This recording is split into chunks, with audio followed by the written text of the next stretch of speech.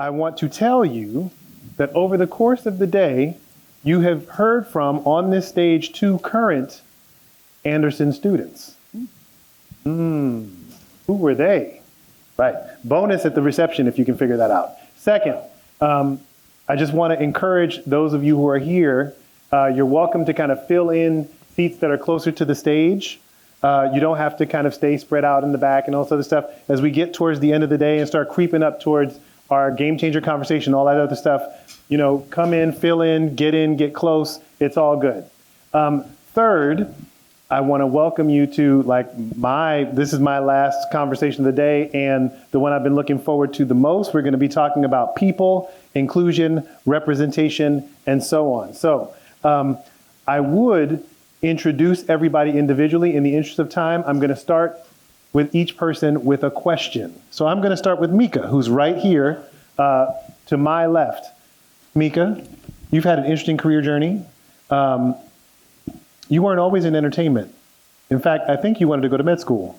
Can you talk a little bit about how we went from med school hopeful to doing what you do now? I love how you said we. I will start, because I'll probably reference this anyway. Jay Tucker, it's very hard for me to not call you Mr. Tucker, was my computer teacher growing up in New York City. So I've known him since I was 9 or 10 years old. Yes, you have met my parents. I'm first generation. They are not interested in entertainment by any means, nor were they at that point. I loved it, read the TV guide when it would come in the Sunday paper. I would go to Kim's Video on Union Square. I just did all of that stuff growing up, in addition to liking maths and sciences and all of that sort of stuff. In college, I actually convinced them that it was okay for me to major in film so long as I remained pre-med, because I was just sort of you can major in anything and still be pre-med, it didn't really matter. And so I did that. And then after college, they were not interested in hearing that I did not want to go to med school. And so we didn't talk for 2 years. That's its own thing. They love me very much. It's fine. I'm successful now. But at the time, it was hard. I interned throughout New York City. I, worked in Spurlock, Screen Gems, all these things. And then applied to the Stark program at USC, went to grad school there, and sort of worked my way up. It was, I've always sort of had a very vested interest in content, movies. My grandmother used to call me TV Guide because I would read it like a book when it came, just sort of have loved movies all my life. Just needed to sort of work up the courage to convince my parents there was a path there as well. So again, we're talking about inclusion and representation. And one of the theories I'm going to throw out there right now just harkens back to what Cece was saying earlier, which is that there's an even distribution of talent, but not necessarily an even distribution of opportunity. And yet you have 3 women on stage right now who actually turn their opportunities into significant, success. And it speaks to their talent and their drive and their hard work and all that other stuff, which is why I asked them to come speak to you. But Mika, I know that it wasn't an easy journey. Parents talking to you notwithstanding, can you talk about a moment when you learned a lot? I can think of a few moments like that. There was a moment, in my career very early on. I was someone's assistant, and I was, very type A. I really wanted to do the best that I could. It's all of these assistant situations are basically apprenticeships. It's not medicine, right? It's the opposite of, but you're still trying to prove yourself to your boss. And there was a moment where I was doing everything right. I was reading everything, and I was like, man, my boss is just not interested in what I am saying. It felt like he only wanted to talk to me about, Beyonce. I was like, that's not that's not what I'm trying to do here. Like, I'm trying to engage them in another way. And I had a friend who was a little older than me, and she said, sort of frankly, he just doesn't see himself in you. And I thought that was a very powerful thing to recognize in that moment. And it explained a lot, because I was like, I haven't dropped anything. I'm like on it, but we're just not, whatever. And, it's like, you don't remind me of my wife. You don't remind me of me. I can't I can't see myself in your trajectory. And I think, since then we've all been taught to be more mindful of that, and to be more mindful of other people's journeys, and to bring everyone up, and of our own biases and their discussions around that, and DEI in places and all that stuff. But certainly at that moment, I think I learned that there was that added barrier occasionally, and often, frankly, to really connecting in a way that I wanted to with some of the folks above me. Okay. On that note, so we're starting here on the personal. I want to go to the organizational. Kamala, so, when we talk about access and how we get to a point where we have authentic, inclusive, representative stories on film and TV, some of those issues are systemic. And I know you're in a role where you have an opportunity, potentially, to address some of that, right? Like, you can, from where you sit, help people figure out workflow and approaches that lead us to more inclusive outcomes. Can you just talk a little bit, not so much about, specific things that folks can do, but what's the mindset people should use? Like, for you, what has worked for you in terms of identifying opportunities to do better? It's a great question. Is my mic on? Are you guys good? Everyone hear me? I don't know. I can start rapping again. All right. So everything that we're battling when it comes to this industry and inclusion and representation, it is not only is it systemic, but it's also has been that way by design. So a big part of why, of sort of when I started at Lionsgate, the early conversations that I wanted to have with our leaders was really about, let's not just talk about the outcomes, let's talk about the design, right? So when we would talk about, putting together a director list and saying like, hey, this director list is not very diverse, you would hear, well, it's a lot of money that this budget is very high. We need to protect the studio's investment. We need to make sure that, we're bringing someone on that has directed, 2 or 3 other studio films, right? And I was like, okay, but just like I do, you receive and you are aware of the diversity stats in our industry. So if you're telling me that someone needs to have directed 2 other studio films, and UCLA's diversity report is telling you that 95% of the directors are either white and or male, you're telling me that you only want to hire a white man. But when you hired me, you said, what I want to do is try to figure out how to hire other people, right? So these 2 things can't coexist. So we can't go back in time and hire more women and people of color 30 years ago, because that would have helped them have 2 studio films by now. So what is the thing that we're going to do now in the present? And I remember when I started talking to some of my colleagues about it, I had done like a 360 assessment with like a career coach, and I got a lot of anonymized feedback. And one of the pieces of feedback was like, I can't believe that you were comfortable to sit in a room of mostly white men and tell them that one of the biggest barriers to inclusion in our industry is that it's mostly run by white men. Mm-hmm. But for me, I'm like, I didn't even think about that as like a particularly bold or interesting thing to say. It just is. Like, I was like, don't they see it as well? It seems pretty clear, right? And I think that that speaks to sort of like a lot of my approach is about in a very sort of bringing people in, but we have to talk about what is honestly happening, not what we hope to be happening. And we have to know that sort of the outcomes that we're seeing are the result of all the decisions along the way. So when I came into this role, I really wanted to be focused on the fact that because I'm not into window dressing, like doing the systemic things are harder and they take longer, right? But I was like, this role in this team, of which I have someone on my team who's here right now. Hi, Mana. This role in this team needs to be embedded into all of the critical decision points along the way that end up resulting in our slate. Because if we're only advising on the marketing side, everyone wants a multicultural marketing POV, right? But you didn't build an inclusive movie, so there aren't really a lot of multicultural like marketing ways in.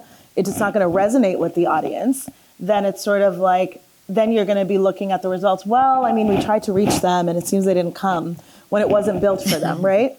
But if you do the reverse, like we're going to only have you guys thinking about the creative, and a lot of times that will mean casting, right? It's very easy to count the number of sort of people of different backgrounds on screen. But if you're not thinking about what's happening behind the camera, then the representation is not going to be authentic. Then it's not going to translate well in the marketing. Then you're not going to get the box office result. And then what's going to happen is someone's going to say, I don't know, it seems like casting Black people just isn't really bringing audiences out. But it's like you didn't do any of the other things that should have driven that outcome.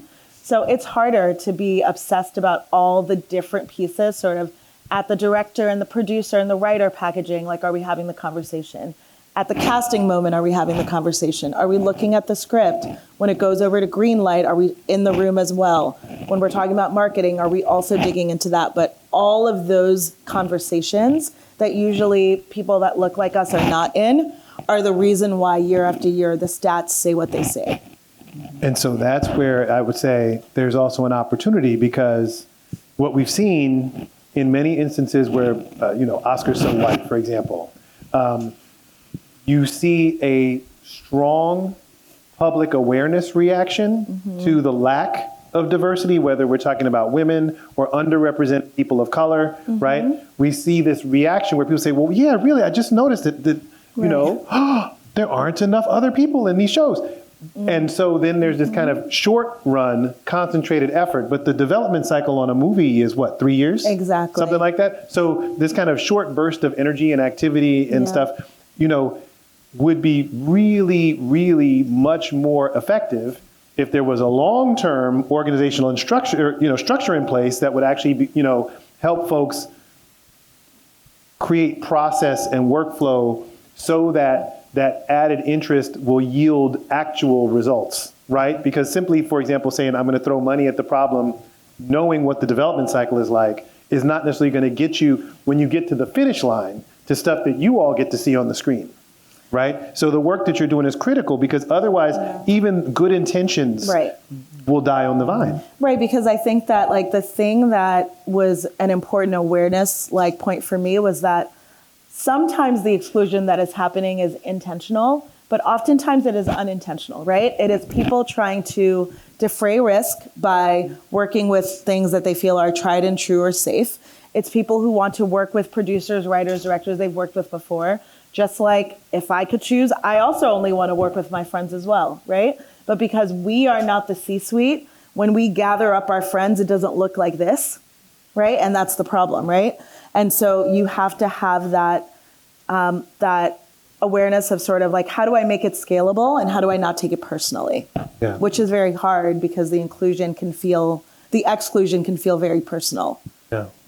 Now I want to bring Evette into the conversation in particular because Evette didn't mess around. She's not waiting on Hollywood. She just went ahead and made her own company, and we're going to get into that. So one of my favorite expressions is that luck is when preparation meets opportunity. Now, we'll talk about opportunities in a little bit, but Evette has had a lot of preparation. Can you talk a little bit about some of the work that you've done and kind of how you put yourself in a position to create stories and get them on the screen? Sure. Excellent. Thank you. Thank you so much. Amazing day, by the way, conference. Thank you. So yeah, I mean, I have been a visual storyteller from my earliest memories. I grew up drawing, painting, and writing. And it was just the symbiotic relationship of that visual image, word to visual or visual to word. So I was always going to be a storyteller, born in the Bronx, in the hood, in the hood. So definitely there weren't many role models, if any, really, that I could emulate or certainly even call a hero that looked like me. But I was just extremely passionate about art and also the power that art actually had. Because once I started becoming successful, even in my early years, between the attention and conversations and just different interests that I could call attention to because of my art, I just realized that it was incredibly powerful. I just didn't know how I was going to get there. And then, and my family had no idea either. So certainly there were many conversations that had to be had, or let's avoid the conversations because we're never going to meet. But regardless, my parents absolutely did, support my choices. I ended up going to NYU Tisch. That was my undergrad. And then UCLA, it's my grad school. You see you getting some snaps up in the corner over here? You might have a ride home. Look. There we go. But the journey was definitely off the beaten path. And what I would say is that, I heard earlier in one of the panels is that, you've always been the first. I was the only, not even just the first, but the only, whether it was even in my various iterations of art school, definitely the only Latina, I will say oftentimes. I also have always had a great passion for technology. So I was able to merge story and technology really, really early on, with some of the, like in the early 2000s, when digital started to become a thing in entertainment. And again, often the only woman, certainly the only Latina, the only person of color having to answer all the questions, by the way. But I just really realized that, actually that gives me a tremendous amount of power. And the fact that people are asking questions is an opening. And then there's also a tremendous amount of pressure with that, right? You have to be the best, always at your best. But I just kept hustling. And it was when I actually became a member of the WGA, was when I became very personally acquainted with the numbers, the stats. And that's when I realized that, the reason why I've had this uncharted path is because of the reality, just the reality of the world, really, not just the US, but certainly, again, these systems that have been put into place to protect certain people and not everyone else. But again, I was just emboldened by that. It's like, okay, well, regardless, I know the power of the medium. I know the power of the talent. I know the power of the stories that I want to tell that will touch people on a universal level, and no one's going to stop me, right? So I've always had that mindset. Absolutely green light yourself no matter what, and I've been really fortunate that I do work in what I call old Hollywood, which is getting smaller by the moment. And at the same time, it's just a tremendous opportunity, especially now, to also create your own path. And when I was a grad student here at UCLA at TFT, the School of Theater, Film, and Television, or Television, Film, and Theater, I met my current partner in my new company, Indigo. This is actually my third production company, and with this one, again, we're building a pipeline. So not only are we creating, or we have created this, it's a full services production services company where we can take an idea all the way through pre-production, through marketing and distribution, and also offer the various facets of that entire process. And then we also have our own slate, and then there's the client slates. And with that, it has allowed us to build a content fund. We're working with a lot of deals internationally because then again, you can get away from some of the gatekeeping. It has its own gatekeeping, but it works differently. And it's actually just, again, allowed me to work with old Hollywood. I'm packaging TV shows, I'm pitching TV shows through that pipeline, but a little bit differently, again, going back to creating your own and greenlighting yourself. I'm a really firm believer in establishing your own intellectual property, having ownership of that, having success of that, whatever that looks like, whether it's a proof of concept short or a podcast or anything, really establishing that so then with success, and when you do get in the room, now you have more leverage to negotiate deals that are friendlier and better for you as a creator. So, again, being able to have two different avenues and beyond, but that old Hollywood model as well as a new Hollywood model it's certainly where I live, and I really do believe that that's where our power lies as storytellers, creators, regardless of what side you are on of it. When you're creating your own pipeline, there's just tremendous. You're emboldened. There's tremendous confidence, and when you open up that door and just tell the world, "I'm here," anything can happen.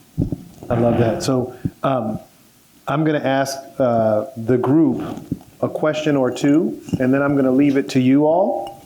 All right, and feel free to kind of raise your hands, nod, indicate in some way, circle around, do the hokey pokey, whatever, so I know who to call on. Okay. Next question for everybody is, because this question about being in the room, having an opportunity, et cetera. What my observation, and you're welcome to correct me, is that when what I'll call non-traditional folks make content for their cultures or communities, and it's successful, there's every reason under the sun why it's successful, right? So if it's Black Panther, well, it came out just before Avengers Infinity War, and it was this, and it had such and such, right? If it, or if it's Crazy Rich Asians, or Hentified, or whatever, there's always a reason. Well, it's a Netflix original, right? There's always a reason. But if that project is from a non-traditional community and is not successful, it's because it was from a non-traditional community. Mm-hmm. Mm-hmm. And as a result, because of that perception, as a result, when you do get in the room and you say, okay, well, we really want to do fill in the blank, it's my sense that, and again, welcome to correct me, that it's kind of like ice skating uphill sometimes, because people have a certain degree of skepticism layered on top of their lack of awareness that creates a higher burden for you to get to yes. Can you talk a little bit about your experience with that and some of the things that you can do to navigate that and get people to see what you see? Yeah. I like that. I mean, no, I think that's not wholly correct, but it's not wholly incorrect, right? You definitely want, make no mistake, the system has its flaws. It is broken, right, in a lot of ways. The reason I think, as a person of color, as a Black woman who sits in these rooms, my job always is to advocate for whatever movie I'm working on, right? Whether it's Star Trek, whether it's Children of Blood and Bone, right? And the reason why, and I think, yes, part of the business, a lot of folks, even divisions within companies, can be as reductionist as, well, those groups just don't show up for X movies, right? Mm-hmm. However, the reason why there should be a push to fix the pipeline is so that there are more bodies that look like myself, more women, more people of color at large, who can reflect different points of views to say, let's have more at-bats for that individual, for that subject matter, for that genre, whatever. Because we see clearly that happens with non-multicultural filmmakers, non-multicultural subject matters, right? There are lots of stories that are young white boys coming of age, right? I don't know how many I've seen of young Asian women coming of age, right? And that's largely because there are people in rooms who believe instinctually that people will show up for that kind of movie. That if you make it at the right price, if you have the right individuals in it, they will show up for that thing. A lot of our business is, and we've talked about this as well, is just your instinct. It's what you're fighting for. It's what that person in that room is advocating for. It's what that executive who believes in you, who's put your name on that list, is fighting for. It's your gut. It's what I think people want to see, right? I think people want to see a movie about young Black girls in Afrofuturistic Nigeria, and we'll show up for that, right? I will show up for that. It'll be a good movie, I think. But I might also think that people might want to show up for young Latino boys, doing X, right? So I don't disagree with, the fact that if something doesn't work, you then, of course, when you get in front of a green light committee, it factors into like the comps for things that did not work, and there's more against you, right? However, my job, sort of the fundamental aspect of it and the frustrating aspect of it too, is that I have to show up, I have to advocate for voices that might be overlooked. And the more there are of me sitting in rooms like those, the less difficult it might be for there to be more at-bats that are not outliers when they succeed and, par for the course when they don't. So that's my... I was going to say something similar because I wanted to affirm what you said, Jay, about sort of like the dichotomy is real, right? And it's exactly what Mika just said at the end, right? If you were a game master in Hunger Games, right, and you wanted to see people really sweat it out, you would design a system where if they succeeded, you said that's an exception, it's not repeatable. And if they failed, you're like, this is exactly what I thought you would do, right? Because every time they're going to work so hard, and when they actually make Get Out, you're literally told you can't put that on the comp list because like what could ever be Get Out? So it is a very interesting design, right? But then here's the corollary that I do think is really challenging as well, right? Because I've asked, certain executives, why is that? Because movies that center white men fail every month of the year for a myriad of reasons, right? Movies fail for a myriad of reasons. And everybody knows that the outcomes on a movie is multivariate, right? It is not just who's in the movie, right? It is who's in the movie, who directed the movie, when did it release, what else was out in the market at that time, what was the sort of like, what was happening in the zeitgeist, was it pro or against that particular theme, like how much did you spend on marketing, all of those things, right? And so you can have a very intelligent and analytical conversation about a movie that centers white characters and why it did and didn't work. And all of a sudden, it feels like all those other parts of people's brain go offline if the people in it happen to be all women, or if they happen to be all queer, if they happen to be all Black. Oh, it was because of that particular thing.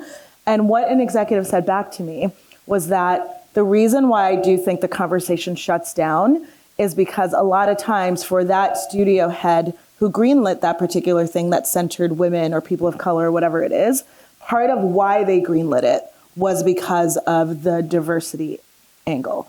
Now, that reveals a lot of things to me. One, it means that like part of the issue is that we have not diversified the set of decision makers. So because we're not asking for, every once in a while for you to do a social justice like project, right? This isn't philanthropy, right? So it should be pretty regular, right? And you're not doing me a favor by greenlighting a Black film that I was advocating for. So then if it doesn't work, I'm like, oh man, I really pushed the studio to invest. And there are people that think like that, right? But then the other side of it is that we have to continue to push for more and more opportunities, because the reason why we can have nuanced conversations about why a film about a white male lone like Avenger in an action movie worked this time and it didn't work that time is because hundreds have been made, right? We don't have hundreds of anything that centers us in our experience, right? So we only really have, like, maybe we have a sample set of 20 or 30, and like a couple of them are Get Out, and then the rest of them are not. And like that does not a sample make. So you are kind of throwing spaghetti at the wall, right? And so I do think that we have to continue to push for the at-bats even in the face of the prior failure. But does it make it harder? Absolutely. And I think we also have to push ourselves as audience members, because part of what they're banking on is that they expect, sometimes wrongfully, that if there are Black people on screen, that I am in their target audience. Sometimes I'm not. There's a lot of things that center Black people that like, I'm not particularly interested in that because Black is not a genre, right? there are genres that I like and there are genres that I don't like, right? Asian is not a genre, right? But they are also banking on the fact that if you are a white audience member and you see a screen filled with Asian American faces, you're going to immediately go, that's not for me. And the problem is that sometimes we give them too much evidence to make those shorthanded decisions. So I think if you are a person in the audience who's like, I want to see more diverse content overall, I would challenge you to think about what are you watching that isn't centered on people from your community. And that's for everybody in the room, because until we do that, it allows people to make those shorthand judgments that sometimes we fulfill. Because if you love R-rated comedies, and then all of a sudden you don't go out and see Joyride, which was a film that we had earlier this year with 4 Asian American actors, they're gonna say, well, I mean, they like R-rated movies, but like only when they're white. And I don't think anyone in here would raise their hand and say, that is the message I'm trying to send to Hollywood. So I think we have to be really intentional about the role that we play as well. Awesome. I mean, what I will say just to begin with is that there always needs to be the will to actually greenlight a project and step out of a box and take what would be considered in black and white, pun intended here, as a risk, right? And there are, there actually, I mean, and maybe the sample pool is 20 or 30 films, but at the same time, given the changing landscape, continued changing landscape, the compression of the industry and just the continuing growing multicultural state of the world, not even just the US, it's like, okay, if we're ever going to take a chance, now is the time. And we don't have to necessarily take expensive experiments, so-called experiments. We can actually experiment on, a variety of different budgets and price points. And if we are breaking new talent, whether it's a director or an actor, or perhaps we're exploring a subject or topic that, perhaps we haven't explored before, well then, make sure that we're actually now are also bringing onto that project some experienced professionals, but knowing that they are there either in a mentorship kind of position, or that they are also responsible to make sure that this project is going to be as successful as it possibly can. And let's market it properly, and not use the stereotypes that are usually used when we are marketing, right? That has been referenced, but it's really about the will. It's really about the will to say, you know what, we want to expand our catalog, and understanding and respecting that the audience is everywhere. The audience is constantly changing. I thought it was a really fascinating presentation earlier about Gen Z and then Gen Alpha. How are they going to play into this? How are you actually looking at that? And by utilizing the same old formula, you're not going to get there. There's no way. What you've been doing actually isn't working, and everybody knows that. So this is the time actually to do something different, and and certainly it just doesn't have to be that expensive.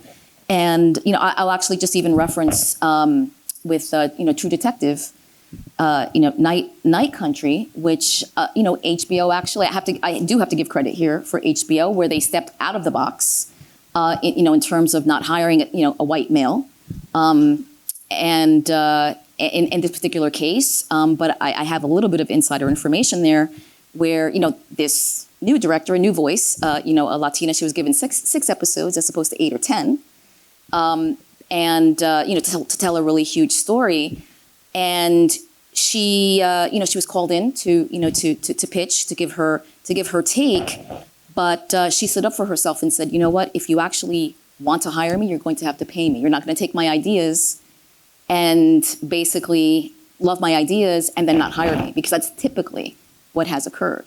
So we also have to take a stand and utilize the numbers where we can, but the numbers have always been there. This is another thing. It's really about the will, saying yes, I'm going to make this decision.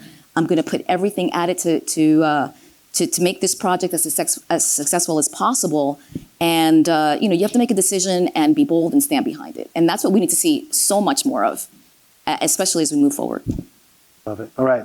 We have about 4 minutes for questions, which is probably like 3 lightning round questions. Let's start in the back. Yes, you with your hand up. Stand up.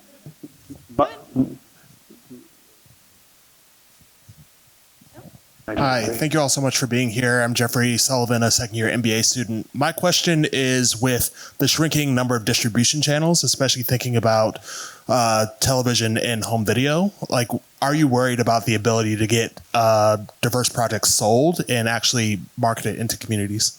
And like, what your strategies be to solve that? I can speak to this really quickly. Just one point, because I mostly work in television. And it's interesting, again, during this time of compression, and this is something that we chatted about on our call, is that during these kinds of periods when Hollywood is struggling, they'll definitely look at what we're not going to do, right? And usually the Black shows, the Latino shows, anything that's not white is definitely, well, we'll do one. Maybe if we're going to do anything, we'll do one.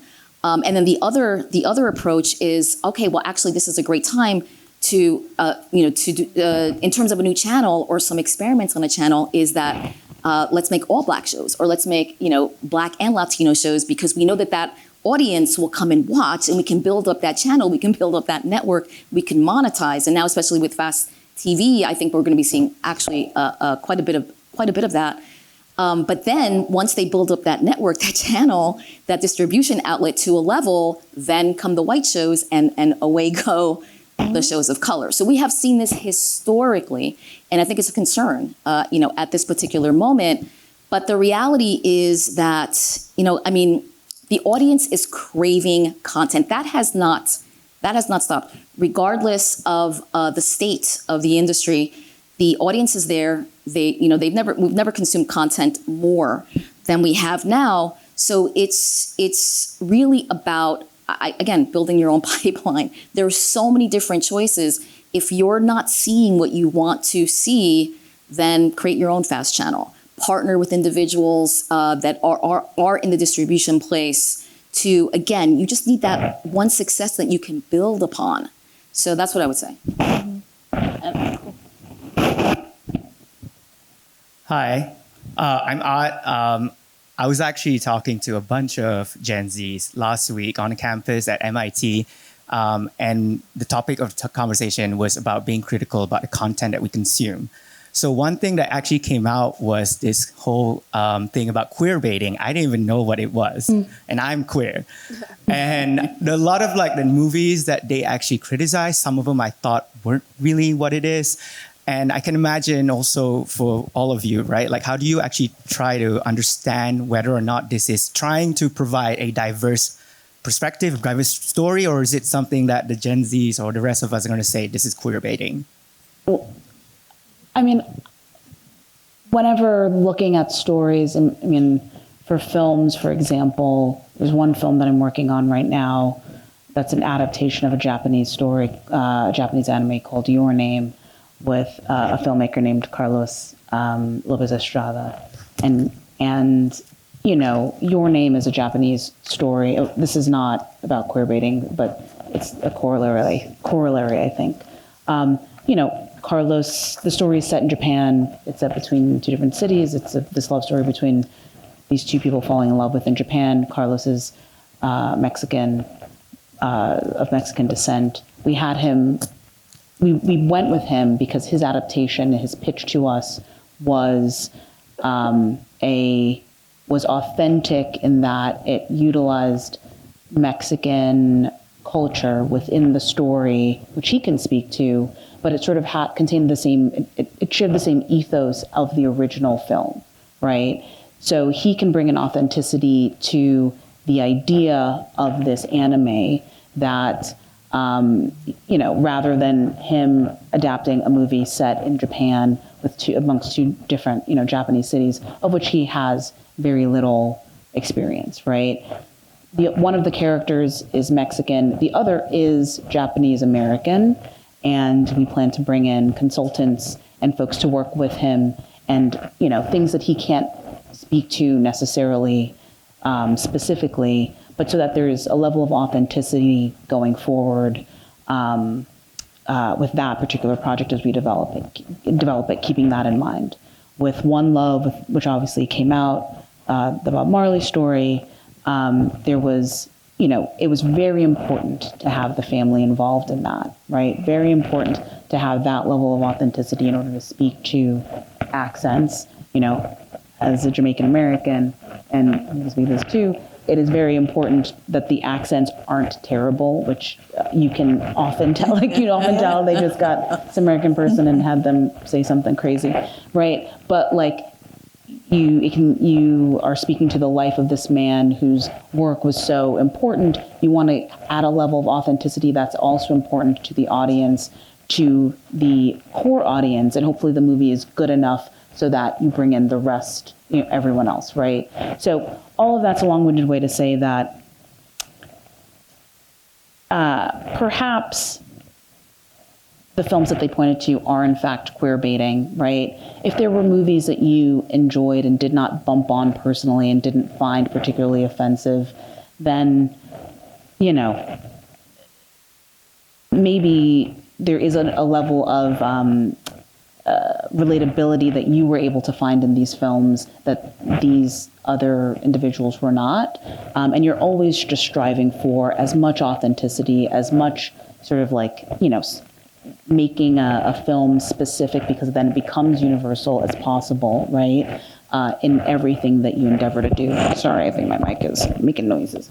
But do you know what I mean? So if it didn't bump you, then I think hopefully it did its job. And that's always what we're sort of, I think, striving for when we're aiming for the best version of the film. Can I say something real quick with relation to that? I know we're at time. So I think the other thing that we have to remember, to Mika's point, is that people within marginalized groups are obviously not a monolith, and we are allowed to disagree with one another, right? And so, yes, you're always trying to strive for authenticity, and I think part of how you build that in is being really intentional with the storytellers and what are the stories that they're telling, right? But I made a decision just for myself as an executive that, when it comes to stories that center Black characters, if there aren't Black people on the creative team, I'm going to be really, really vocal about how I feel about that representation and if I think it's authentic.